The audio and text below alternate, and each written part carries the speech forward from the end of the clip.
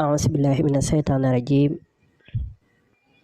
بسم الله الرحمن الرحيم وصلى الله على سيدنا مولانا محمد خاتم النبيين وإمام المرسلين حسبنا الله ونعم الوكيل إنما الأعمال بالنيات وإنما لكل امرئ ما نوى. asalaamaaleykum wa rahmatullah mbokk ñi topp ci Makkat TV asraaru Qur'aanul Karim ñu ngi leen di nuyu di leen siyaare di leen jox seen wàccuwaay waaye di tub bu baax di jéggulu ci gëja ñëw gi maanaam vidéo yi ni mu gëjee ci chaîne bi ñu ngi koy jéggulu mbokk yëpp di wax ni tey ñi fas yéene indi siru bu ama am solo mu jëm ci li tey siru nafaxa maanaam loo xam ne day yombal ak dund. Par exemple yow borom kër gi nga xam ne danga bëgg waxtu ne rek dund gi di maanaam du manqué suñu borom def ci xewal nga xam ne lii boo ko defoon ci benn saaku ceeb balaa saaku ceeb bee jeex rek beneen dina ñëw ci kar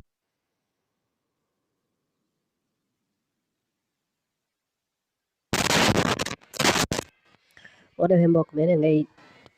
xool benn saaku ceeb boo xam ne wala ceeb bi nga xam ni ci la njaboot gi di dund nga tiim ko jàng ci aaya yi bu ko defee nga tifli ko ci saaku ceeb bi saaku boobu balaa jeex ci kàttanu suñu borom baneen dana ñëw waaw dund daal doo ko masa manki incha allahu rabbi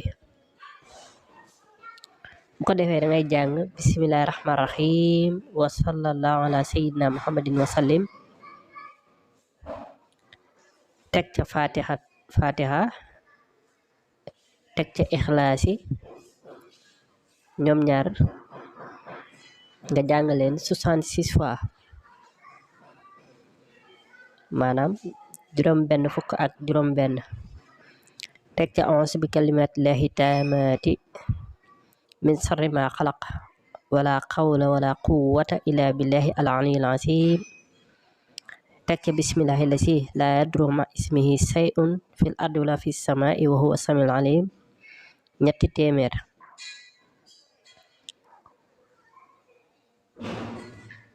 waaw bu ko defee noonu ko jaar a'uuzu bi kalimatillahi taamati min sarri ma xalaqa moom ngay jàng ba ci wala fi samaa'i wa huwa samiul alim moom ñetti téeméer yoon nga koy jàng soo ko jàngee nga tefli ko ci saaku dugub bu la neexee mën koo tefli ci saaku dugub wala saaku ceeb balaa jeex incha allahu rabbi danga amaat beneen mu doon lu am solo lu wér a wér mu joxoon leen ko li wajhillah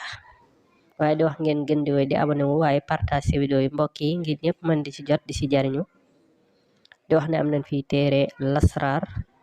téere yi am na it pdf jaaro bay rewerse ubbeeku